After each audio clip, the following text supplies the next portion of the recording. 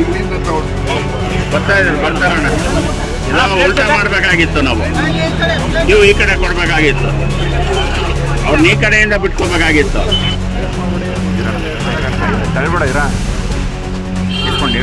ಸ್ವಲ್ಪ ಆಚೆನೆ ತಗೋಪ್ಪ, ಒಬ್ರಾದ್ಮೇಲೆ ಒಬ್ರು ಹೋಗಿ ತಗೊಳ್ಳಿ. ಈ ಕಡೆಯಿಂದ ಹೋಗಿ, ನಮ್ಮ ಹಿಂದೆಯಿಂದ ಹೋಗಿ ಹೋಗಿ, ಆ ಕಡೆಯಿಂದ ಹೋಗಿ ಒಬ್ಬೊಬ್ರೆ ತಗೊಂಡು.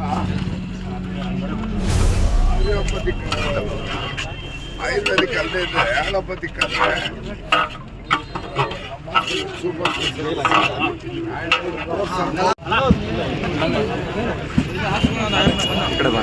ಅದು ಕೊಟ್ಬಿಟ್ರಣ್ಣ.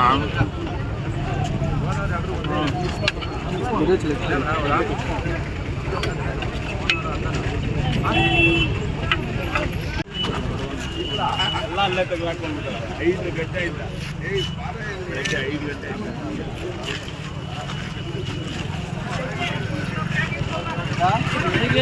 ಸಮಾಚಾರ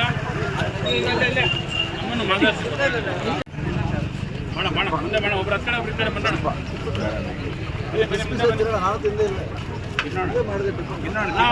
ಕುಡಿಯೋಕೆ ಫಸ್ಟ್ ನೀರು ವೇಸ್ಟ್ ಮಾಡಬೇಡಿ.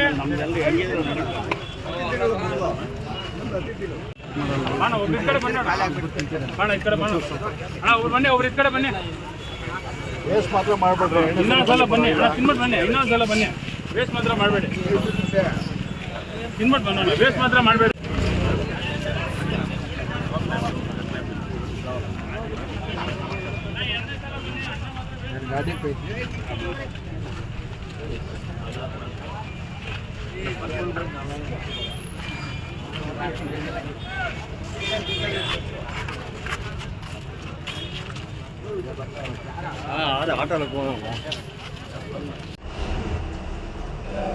ಒಂದೂವರೆ ವರ್ಷದಿಂದ APMC ಮಾರುಕಟ್ಟೆಯಲ್ಲಿ ಅನೇಕ ಜನ, ಸಾವಿರಾರು ಜನ ರೈತರು, ಹಮಾಲಿಗಳು, ಕೃಷಿ ಕಾರ್ಮಿಕರು, ಮೂಟೆಗಳವರು, ಭಿಕ್ಷಕರು, ಈ ಥರ ಅನೇಕ ಜನ ಅಲ್ಲಿ ಬರ್ತಾ ಇರೋದು ನೋಡಿ ಅವರು ಅನೇಕ ಜನ ರೈತರು ಮಾರಾಟ ಮಾಡಿದಂಥ ಹೊಲಗಳಿಗೆ ಒಂದೊಂದು ಸಾರಿ ಏನೋ ಅವ್ರಿಗೆ ವರ್ಕೌಟ್ ಆಗದೆ, ಕೂಲಿ ಕೂಡ ಸಿಗದೆ, ಟ್ರಾನ್ಸ್ಪೋರ್ಟೇಷನ್ ಚಾರ್ಜು ಸಿಗದೆ, ಖಾಲಿ ಹಸಿದ ಹೊಟ್ಟೆಯಲ್ಲಿ ಊಟ ಗೀಟ ಇಲ್ಲದೆ ಹೋಗ್ತಾ ಇರೋ ದೃಶ್ಯವನ್ನು ನಾನು ಕಣ್ಣಾರೆ ಕಂಡಾಗ, ಅನ್ನ ಕೊಡೋ ರೈತ ಅನ್ನ ಇಲ್ಲದೆ, ಊಟ ಇಲ್ಲದೆ,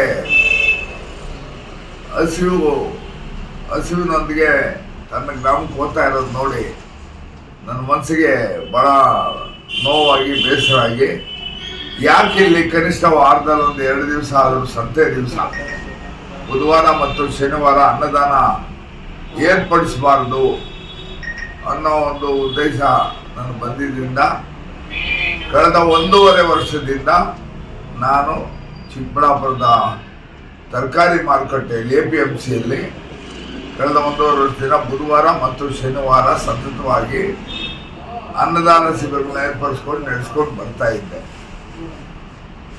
ನನಗೆ ಹಿಂದಿನ ವಾರ ಒಬ್ಬ ಸ್ನೇಹಿತರು, 2-3 ಸ್ನೇಹಿತರು ನನಗೊಂದು ಫೋನ್ ಮಾಡಿದ್ರು.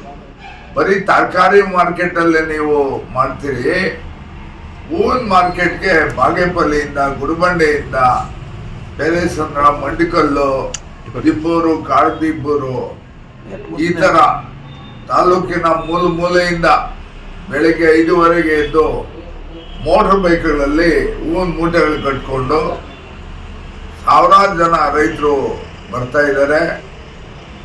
ಅವರು ಕೆಲವು ಸಾರಿ ಏನು ಊಟ ತಿಂಡಿ ಇಲ್ಲದೇನೆ, ಅಲ್ಲಿ ಸರಿಯಾದ ತಿಂಡಿ ವ್ಯವಸ್ಥೆ ಇಲ್ಲದೆ ಇರೋದ್ರಿಂದ ಊಟ ಇಲ್ಲದೆ ಅವರು ವಾಪಸ್ ಹೋಗುವಂಥ ಪರಿಸ್ಥಿತಿ ಇದೆ. ನೀವು ಹೂವಿನ ಮಾರ್ಕೆಟಲ್ಲಿ ಯಾಕೆ ಕೊಡಬಾರ್ದು, ಸ್ವಲ್ಪ ಅನ್ನದಾನ ಯಾಕೆ ಮಾಡಿ ದಯವಿಟ್ಟು ಮಾಡಿ ಅಂತ ಭಾಳ ಜನ ರೈತರು ನಂಗೆ ಫೋನ್ ಮಾಡಿದ್ರು. ಆ ಒಂದು ಹಿನ್ನೆಲೆಯಲ್ಲಿ ಈ ಸದ್ಯಕ್ಕೆ ಪ್ರತಿ ಸೋಮವಾರ, ವಾರಕ್ಕೊಂದು ದಿವಸ, ಶಿವನ ದಿವಸ ಇವತ್ತು, ಪ್ರತಿ ಸೋಮವಾರ ಜನ ಜಾಸ್ತಿ ಬರ್ತಾರೆ ರೈತರು. ಹಾಗಾಗಿ ಇವತ್ತು ಸುಮಾರು 1,000 ಜನಕ್ಕೂ ಮೇಲ್ಪಟ್ಟು ಅನ್ನದಾನ ಏರ್ಪಡಿಸಿದ್ದೆ.